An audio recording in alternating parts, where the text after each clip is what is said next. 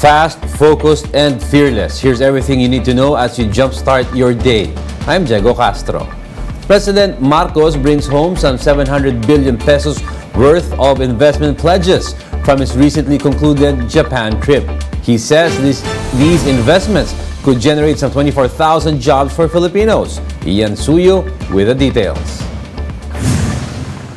Arriving from his 5-day visit to Japan, President Marcos said the Philippines is successful in convincing Japanese leaders and business executives to consider Philippines as a potential investment site for their companies.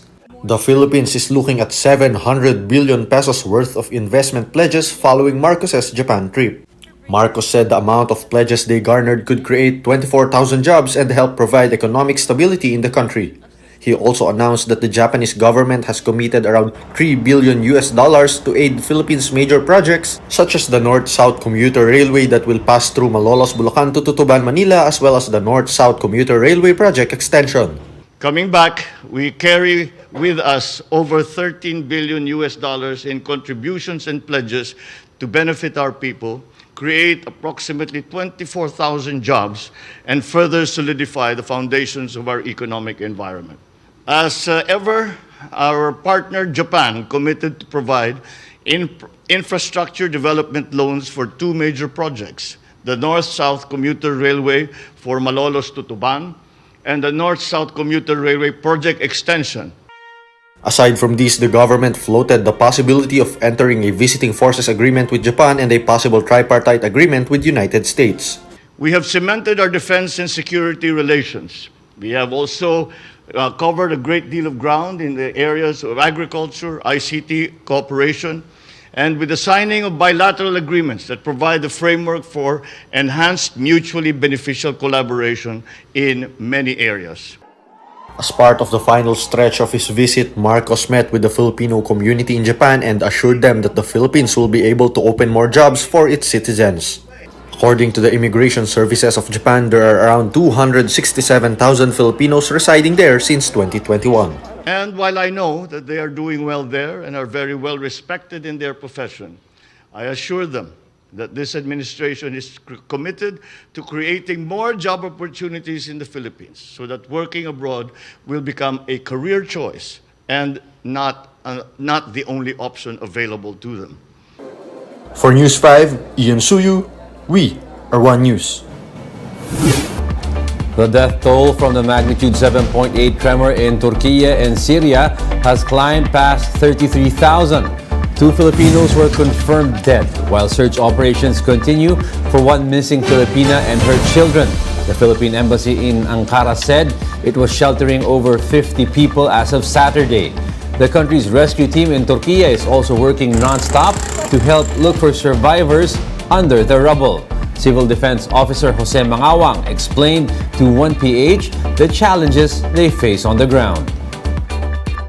Go ahead. Bali, aside po dun sa threat po ng aftershocks, considering nga po na collapse po yung ibang ibang pillars po tsaka yung mga foundations po ng building, may threat pa rin po na pati po yung mga rescuers natin masama po doon sa malulubog po sa building. At the same time po, yung dahil nga po extreme weather po ito para po sa ating mga Pilipino, last night po nag-work po yung team po under negative 6 degrees temperature po. So malamig po, may health hazard po sa atin dahil po we have to work non-stop. Novelist and activist Luwalhati Bautista has passed away at the age of 77. One of her grandchildren, Cyril Salazar, confirmed the news, saying that Bautista died peacefully on Saturday. Salazar added that a public viewing will be available soon. The literary icon's works include Dekada 70, Gapo, and Bata Bata, Paano Ka Ginawa. Bautista is also known for writing stories about abuse and life during and after the term of former President Ferdinand Marcos Sr. We will be back with more stories after the break. Keep it here in One News.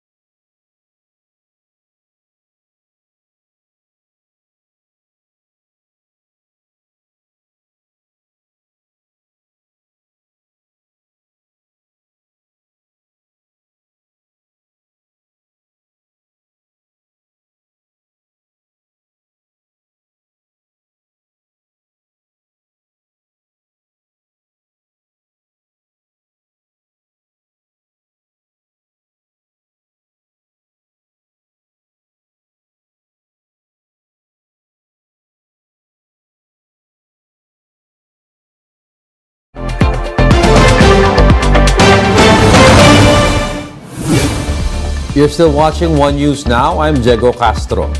Still haven't got a date for Valentine's? Well, you are not alone. A recent SWS survey shows that 30% of Filipinos have experienced unrequited love. This means 1 out of 3 respondents have endured love that was not reciprocated by a friend whom they confessed to.